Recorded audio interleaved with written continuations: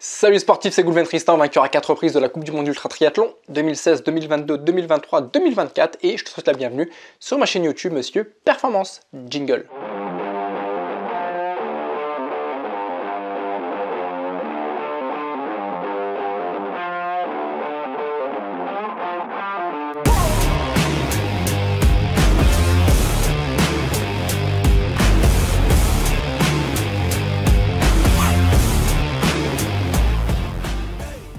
Quels vont être mes objectifs pour le Summum Project, un Ironman, avec la particularité que celui-ci, l'arrivée se fait au sommet du Mont Blanc à 4810 mètres. Avant d'aller plus loin, de tout expliquer, si ce n'est pas encore fait, je t'invite à t'abonner à ma chaîne YouTube, activer la petite cloche et laisser un commentaire. Je me ferai un plaisir d'y répondre personnellement et aussi venir rejoindre ma communauté grandissante sur Instagram si tu souhaites en savoir plus sur le sport et surtout me suivre lors de mes prochaines compétitions d'ultra triathlon. Revenons-en justement au sujet de cette vidéo sur le Summum Project que j'avais déjà eu l'occasion de faire l'année dernière. Peut-être que tu avais eu l'occasion de me suivre sur mon premier défi du Summum Project. Donc pour rappel, c'est quoi le Summum Project? Donc c'est une compétition qui a été créée par Cyril Blanchard. Cyril Blanchard, c'est qui? Ça a été le premier français à terminer l'Enduroman et qui a détenu aussi pendant de nombreuses années le record du monde de l'épreuve. L'Enduroman, c'est quoi? Donc c'est considéré comme le triathlon le plus dur au monde. On fait un départ d'Angleterre où on a 150 ou 170 km de course à pied. Ensuite, on traverse la Manche à la nage, donc à peu près 40 km, et on rallie l'Arc de Triomphe en vélo, où il y a à peu près 300 km de natation. Je crois qu'il avait fait ça en 55 heures ou 65 heures, enfin j'ai plus trop les chronos en tête, ou 59 heures, enfin dans ces eaux-là. Actuellement, son record a été battu, mais en tout cas ça a été le premier français finisher. Il en a même écrit un livre que je t'inviterai à lire qui est juste fantastique, où il relate toute cette épreuve, comment il a réussi, sa préparation physique et compagnie. Et en fait, à la suite de cet Enduroman, donc il a brillamment terminé, en fait il a voulu créer une compétition cette fois-ci, mais en mettant la difficulté ailleurs que sur la natation. Et dans cette épreuve du Summum Project, en fait la difficulté se trouve sur le finish, en fait sur la course à pied, puisque la course à pied, l'arrivée se fait au sommet du Mont Blanc à 4810 mètres. J'ai été le deuxième finisher de ce défi. Le premier, ça a été naturellement Cyril Blanchard qui l'a terminé en 2000, il y a 3 ou 4 ans de ça. Et moi, j'ai eu l'occasion de le terminer, cette épreuve-là, l'année dernière en 25h19. Donc ça, c'est le petit trophée que j'avais eu suite à ce succès. Donc je l'avais terminé en 25h19. J'avais été le troisième athlète à le faire. Le premier, Cyril Blanchard, comme je viens de te le dire. Le deuxième athlète avait bâché, je crois, au moment de la course à pied, au moment de l'ascension du Mont Blanc. Voilà, je crois qu'il avait été un peu trop fatigué et il n'avait pas réussi à aller au bout. Donc du coup, j'ai été le premier athlète, on va dire entre guillemets, à l'avoir terminé après Cyril Blanchard. Depuis, il y a eu deux autres athlètes qui l'ont terminé, dont un athlète que tu connais peut-être, Julien Deneyer, d'ailleurs qui détient le record de cette épreuve. Il l'a terminé lui en 21h12. Julien Deneyer, si tu ne le connais pas, c'est lui qui détient aussi le record de l'Enduroman, donc de la compétition que j'ai mentionné juste avant. Je ne sais plus en combien de temps il l'a terminé, tu pourras aller consulter l'Enduroman sur Wikipédia, mais donc il détient à la fois deux records d'endurance en ultra triathlon, l'Enduroman et le Summum Project. Donc très fort, très fort ce qu'il a fait. Donc mes objectifs où j'avais mis 25h19 l'année dernière, et pourquoi je le recommence une nouvelle fois. Alors pourquoi je le recommence? Parce que tout simplement, moi ce que j'apprécie dans cette compétition, enfin dans ce défi, parce que je suis le seul athlète à le faire, donc c'est encadré à la fois par Cyril Blanchard pour le chrono et officialiser le défi, et aussi par un guide haute montagne pour la partie course à pied, la partie ascension du Mont Blanc. Mais pourquoi je le refais? Parce que tout simplement, je prends énormément de plaisir à faire l'ascension du Mont Blanc. L'ascension du Mont Blanc, en fait, donc là, ça va être la 4e fois que je vais la faire. Je l'avais déjà fait 2 fois entre guillemets en tête brûlée, voilà, sans guide, alors que j'ai pas forcément une très grande expérience de la haute montagne, mais j'avais envie d'apprendre tout seul et j'avais surtout envie, voilà, de découvrir la montagne et cette ascension du Mont Blanc, tout seul, voilà, avec mes qualités, mes défauts, et ça avait bien marché. Voilà, j'ai eu de la chance. Comme je dis souvent, je déconseille fortement de le faire. Voilà, si vous avez envie de faire l'ascension du Mont Blanc, faites-la, c'est magnifique, mais faites-la en toute sécurité. Et la sécurité, c'est de le faire avec un guide de haute montagne. Ça, c'est vraiment très important. Donc voilà, moi je l'ai fait tout seul, parce que j'ai appris à me connaître, parce que j'ai aussi voilà, pris ce risque, mais ouais, c'est pas forcément un risque que je vous conseille de faire. Et en fait, à travers cet Ironman, qui propose aussi l'ascension du Mont Blanc, je trouve que c'est beaucoup plus fun que de faire entre guillemets une simple ascension du Mont Blanc, même si une simple ascension du Mont Blanc, qui normalement se fait en 2 ou 3 jours, c'est très éprouvant, c'est très fatigant. Il n'y a rien de compliqué, encore une fois, c'est vraiment moi je vois ça comme une... Enfin, comment je pourrais dire les choses par rapport au fait que je l'ai déjà faite, que je l'ai déjà validé 3 fois. C'est une grande randonnée. Voilà, c'est une grande randonnée. Il n'y a pas forcément beaucoup d'escalade à faire. Il n'y a rien de compliqué techniquement parlant. C'est vraiment mettre un pied devant l'autre. Mais c'est très éprouvant, très fatigant. L'ascension du Mont Blanc, ça se fait en 15 heures à peu près, enfin entre 15 et 20 heures aller-retour. Voilà, généralement, celles et ceux qui le font, ils font ça sur 2-3 jours avec un guide, avec une à 2 nuits en refuge. Il y a le refuge du goûter et le refuge Tête Rousse. Et je me dis, voilà, quand j'ai eu l'occasion de faire le Summum Project, quand j'ai vu qu'il y avait l'ascension du Mont Blanc, avec en plus 3 km 8 de nage à nager dans un lac, 180 km de vélo, plus l'ascension du Mont Blanc, ouais, moi j'aime bien tout ce qui est difficulté, tout ce qui est endurance, et ça collait parfaitement vraiment au format ultra triathlon, et c'est pour ça que je le refais, parce que vraiment il y a cette ascension du Mont Blanc, et cet Ironman me permet encore une fois, voilà, de refaire cette ascension, mais cette fois-ci avec l'obligation d'avoir un guide de haute montagne, donc avec plus de sécurité que les 2 premières ascensions que j'ai pu faire tout seul en tête brûlée. Donc voilà, en fait je la refais, c'est un peu entre guillemets un pèlerinage pour moi de me dire que voilà, j'ai l'occasion de refaire l'ascension du Mont Blanc à travers un Ironman. Ça me prépare aussi pour mes futures compétitions en ultra triathlon. Il reste encore deux grosses compétitions en vue de la Coupe du Monde ultra triathlon. En octobre, un quintuple Ironman au Mexique. Je ne sais pas encore si j'y serai. Voilà, faut que j'en discute avec madame par rapport aux enfants, par rapport au travail, par rapport à plein de choses. Et le final de l'année, ce sera un DK Ironman en novembre à Taïwan. Voilà, la première compétition qui aura lieu sur le continent asiatique. Donc ça, on va dire que c'est ma priorité de fin d'année. Voilà, je vais tout faire pour y aller. Mais revenons-en justement au Summum Project.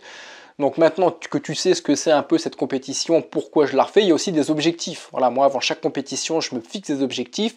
L'année dernière, j'ai déjà terminé ce défi, donc je ne le fais pas par rapport à un échec, je le fais vraiment dans le but d'améliorer ma performance, où j'ai mis 25h19 l'année dernière.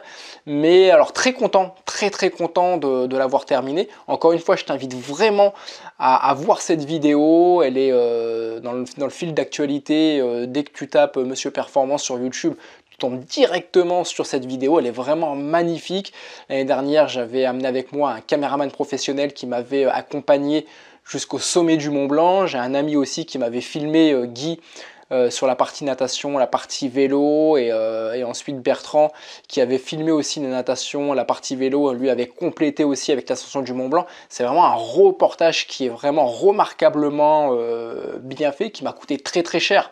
Donc regarde-le s'il te plaît, partage-le, même like-le, commente-le, voilà, mets-le en avant parce que c'est vraiment, les images sont vraiment magnifiques. Tu vas y voir toute ma détermination, toute la difficulté aussi que j'ai éprouvée sur cet Ironman, 25h19, donc là où un Ironman ça se fait normalement en 16 heures maximum, donc tu vois là il y a 9 heures de plus, donc tu peux imaginer la difficulté d'enchaîner 3 km 8 de nage, 180 km de vélo avec 3000 mètres de dénivelé positif, et en plus te taper l'ascension du Mont Blanc jusqu'à 4810 mètres. Donc en fait on part d'un camping, donc à 180 km de Chamonix, donc c'est 3 km 8 de nage d'une traite dans un lac. Ensuite on pose la combi, on monte sur le vélo, donc là 180 km de vélo avec 3000 de dénivelé plus jusqu'à Saint-Gervais, et à Saint-Gervais je pars en courant, et au Nid d'Aigle il y a un guide de haute montagne, Tony, qui me récupère. Donc Tony, la particularité de ce guide haute montagne de Chamonix, c'est que c'est l'un des rares guides à faire l'ascension du Mont Blanc, l'aller-retour. Voilà, 90% des guides à Chamonix font l'ascension du Mont Blanc, mais sur 2 jours ou 3 jours. Lui fait partie des rares guides à faire ça, à faire l'aller-retour. Donc c'est quelqu'un de très expérimenté, de très sportif. Et ensuite, voilà, il me récupère au Nid d'Aigle. Et ensuite, on file directement au sommet, en espérant y arriver vers 6-7 heures du matin pour le lever du soleil, ce que j'avais complètement loupé l'année dernière. Parce qu'en fait, l'année dernière, donc pourquoi je le refais aussi à ces raisons-là, c'est que l'année dernière, très déçu en fait du 25h19. Alors très content d'arriver au sommet, tu pourras le voir dans la vidéo, beaucoup d'émotions à l'arrivée, tellement que c'était très très dur. Voilà, je ne sais pas à quel type de format en ultra triathlon je pourrais comparer ce Summum Project. C'est beaucoup plus dur qu'un double ou même qu'un triple Ironman. C'est pas forcément comparable parce que là c'est vraiment, on en chie vraiment avec cette ascension du Mont Blanc. Mais je me suis tellement perdu, en fait j'ai tellement perdu de temps. Alors autant en natation, bon, j'ai peut-être perdu 10-15 minutes. Parce qu'en natation, je mets. Alors, je suis pas bon nageur, comme tu le sais si tu me suis. En natation, j'ai mis 1h48, là où normalement je dois mettre 1h30 maximum. Mais voilà, le lac, je ne savais pas trop quelle direction prendre, quel virage prendre, où sortir exactement. Donc j'ai fait régulièrement des pauses au milieu du lac pour voir si je déviais pas trop, si j'étais dans le bon axe. Donc j'ai perdu pas mal de temps. Maintenant, je connais parfaitement le trajet à prendre dans le lac, donc j'espère gagner au moins 10-15 minutes, en tout cas faire moins de pauses. Ensuite, j'avais fait une transition où j'avais pris mon temps. Voilà, j'étais vraiment là pour découvrir l'année dernière. Donc j'avais pris le temps de discuter avec Cyril, l'organisateur, de discuter avec les caméramans, et la transition, j'avais mis 25 minutes. Donc là, il faudrait que la transition, voilà, elle dure 10 minutes maximum. Ensuite, le vélo, pareil, je m'étais énormément perdu. En fait, moi, mon appréhension, c'était même pas l'ascension du Mont Blanc, là où il y a vraiment cette difficulté sur le summum. Moi, c'est vraiment la partie vélo. Pourquoi? Parce qu'en fait, en ultra triathlon, moi j'ai l'habitude de faire des compétitions qui font 360 km, 500 km, 1000 km, voire même plus de 5000 km en ultra triathlon. Mais à chaque fois, c'est sur des boucles. Et en fait, j'ai pas besoin de réfléchir. Je tourne en rond sur des boucles de 7, 8, 9, 10 km. Sauf que là, en fait, il n'y a pas de tracé. Donc là, on part d'un point A à un point B qui fait 180 km. Et en fait, il faut que je me guide à travers mon GPS. Mais c'est des choses que j'ai vraiment pas l'habitude de faire.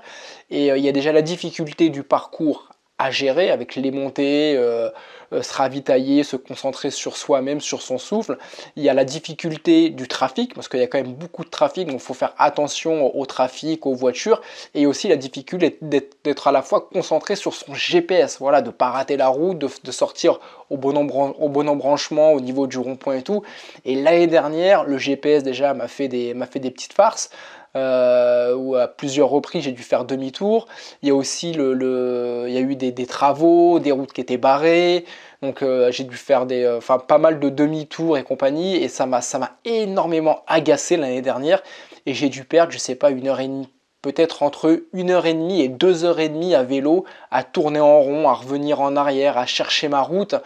Et j'espère que cette année, comme je l'ai déjà fait une fois, voilà, j'espère que ce sera beaucoup plus fluide pour faire une partie vélo bien meilleure que les 9h19 que j'ai mis. Donc il y a ça, et la partie, donc après il y a une deuxième transition où j'ai mis 22 minutes, pareil là il y a au moins 10 minutes à gagner, et ensuite l'ascension j'ai mis 13h25. Alors c'est une ascension qui est correcte, puisque le record de l'ascension sur le Summum Project, elle est de 13h18, et les 13h25 que j'ai mis, je me suis perdu pendant les 45 minutes, 1 heure l'année dernière. 10 km peut-être avant d'arriver au Nid d'Aigle, le GPS m'a fait tourner en rond. Il m'a agacé, en plus il était 23h ou minuit, il faisait nuit, j'avais pas de frontal parce que je pensais largement arriver avant la nuit au Nid d'Aigle où là je récupérais mon sac avec frontal et tout. Heureusement que j'avais un téléphone, que ma femme venait de m'offrir un téléphone dernière génération et que mon téléphone était chargé et j'ai pu me guider avec la lampe torche de mon téléphone, mais j'étais dans la nuit noire et complètement perdu dans la pampa dans la montagne de Chamonix, et pendant 45 minutes j'ai tourné en rond, et en fait comment j'ai retrouvé mon chemin, j'ai éteint ma bande GPS, et je l'ai rallumé, réinitialisé, et tout est rentré dans l'ordre, et j'ai retrouvé mon chemin. D'ailleurs, et comme par hasard, l'endroit où j'étais, aucun réseau, je pouvais appeler personne. Et en fait, Tony, le guide haute montagne, et Cyril Blanchard, le fondateur, la personne, comme je vous l'ai expliqué, qui a créé l'événement, donc sont montés avec moi au sommet, et en fait m'attendaient tous les deux au Nid d'Aigle. Et en fait, sur leur base, sur leur GPS, ils voyaient mon petit point rouge, c'était moi, qui bougeait plus. Voilà, qui bougeait plus, et très inquiet. Et Tony, le guide de haute montagne, était venu au devant pour voir s'il n'y avait pas un problème. Et du coup, ensuite, en faisant 100 mètres de plus, j'ai réussi à choper du réseau, à croiser Tony, à les appeler, à les rassurer, et j'ai pu aller au Nid d'Aigle et ensuite faire l'ascension avec Tony. Mais beaucoup de stress aussi, parce que cette heure que j'ai perdue, déjà que je sais que j'avais perdu beaucoup de temps à vélo, plus le temps que j'ai perdu durant l'ascension m'a beaucoup inquiété, parce qu'il y a des heures à respecter ensuite pour l'ascension du Mont Blanc, parce que c'est pas le tout d'arriver en haut, il faut penser au retour, et ensuite s'il n'y a plus de tramway pour nous redescendre, on peut plus, on est cuit quoi, on est cuit, donc le timing est très serré, il y a la météo aussi à prendre en considération. Il y a beaucoup de stress à ce moment-là qui m'ont perturbé, qui ont été consommateurs d'énergie pour moi. Donc voilà, donc au final, j'ai perdu du temps en natation. Bon, la natation, c'est peut-être 10 minutes, plus 10 minutes par rapport à la transition. À vélo, je pense que j'ai perdu plus de 2 heures, plus d'1 heure et demie sur la partie ascension. Donc le but, ce serait de me rapprocher de Julien Deneyer, donc qui détient le record de 21h12. J'en suis capable. Est-ce que à ce jour, au moment où je fais la vidéo, j'ai les jambes, j'ai la condition physique? Ça, c'est moins sûr. Pourquoi ? Parce que j'ai fait une grosse première partie de saison où, si tu me suis, j'ai fait 45 distances Ironman de mars à août, donc en 6 mois, à travers des DK Ironman, des double Ironman, des triple Ironman. Et ensuite, tout le mois d'août, j'ai tout arrêté pendant 27 ou 28 jours, où j'ai complètement mis mon corps à l'arrêt, parce que j'en avais besoin, parce que j'avais besoin de me ressourcer auprès de ma famille, auprès de mes enfants, prendre des vacances, enfin voilà, vraiment stopper la compétition.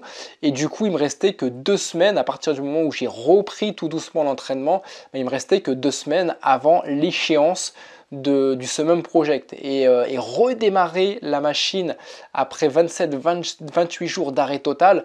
La première semaine, donc au moment où je fais cette vidéo, là j'en suis à 1 semaine de reprise, un peu plus d'1 semaine, donc ça va quand même beaucoup mieux, mais les 4-5 jours, les 4-5 premiers jours ont juste été horribles. Alors j'ai dû reprendre aussi un peu plus, entre guillemets, violemment que j'aurais dû le faire, parce que le temps m'est compté, mais jusqu'à jeudi dernier, donc 5-6 jours après la reprise, mais j'avais encore énormément de courbatures, énormément de douleurs à monter et descendre les escaliers, et là ça va quand même beaucoup mieux. Est-ce que j'aurais suffisamment récupéré? Est-ce que je me serais suffisamment entraîné pour être prêt pour ce Summum Project? Autant pour la partie natation, pour la partie ascension du Mont Blanc, je me fais pas trop de soucis, même si je galère à vélo, je sais que ça va impacter aussi la partie ascension, mais c'est plus la partie ascension, la partie vélo qui m'inquiète un petit peu. Mais voilà, pour l'instant ça va bien, je suis pas blessé, tout se passe bien. Au moment où je fais cette vidéo, on est à 8 jours exactement du défi du Summum Project. Au moment où tu verras cette vidéo, où elle sortira, on sera à 3-4 jours du défi. Donc n'hésite pas à rester connecté sur YouTube, parce que la prochaine vidéo, ou dans 2 semaines, je publierai mon résultat. Encore une fois, que ce soit un échec, une réussite, ou que j'ai réussi à aller au bout, mais sans faire mieux que mon précédent record. En tous les cas, il y aura un débrief pour te raconter toute cette aventure, comment elle s'est passée, de la natation, du départ de cet Ironman jusqu'au sommet à 4810 mètres. Donc tu sais tout sur ce Summum Project, mes objectifs, pourquoi je le refais. Et maintenant, je t'invite à t'abonner à YouTube, mais surtout à me rejoindre sur Instagram parce que j'en profiterai aussi pour faire de nombreux réels après la natation, peut-être sur le vélo ou après le vélo et aussi pendant l'ascension. Je trouverai l'énergie en tout cas de te faire des réels et des stories pour que tu puisses être en immersion à mes côtés pour suivre tout ça. Si tu as des questions, n'hésite pas à les poser dans les commentaires. Encore une fois, je me ferai un plaisir d'y répondre personnellement. Et moi, je te dis à très vite pour les prochaines aventures. À ton succès, bye bye.